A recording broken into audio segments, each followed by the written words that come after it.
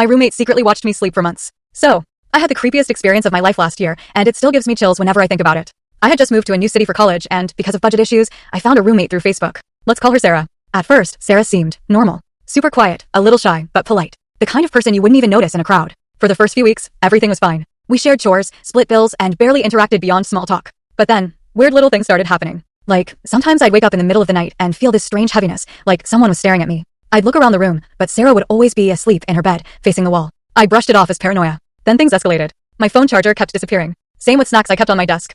Once, I found my shampoo bottle completely empty, even though I had just bought it. Sarah would always laugh it off like, oh, maybe you just used more than you realized. One night, I woke up to the sound of whispering. At first, I thought it was my dream, but then I realized it was coming from Sarah's side of the room. She was talking to someone on the phone at 3 a.m. Her tone was weird, like angry and desperate. I heard her say, she doesn't even know yet. She never wakes up. I froze. Was she talking about me? The next morning, I tried to bring it up casually, but she just gave me this blank stare and said she didn't remember making any call. That's when I started keeping my stuff locked. And here's where it gets even creepier. One weekend, I went home to visit my parents. When I came back, I noticed my bedsheet smelled like perfume. Not mine. My pillow was slightly damp, like someone had been lying there. I was disturbed, but I had no proof, so again, I ignored it.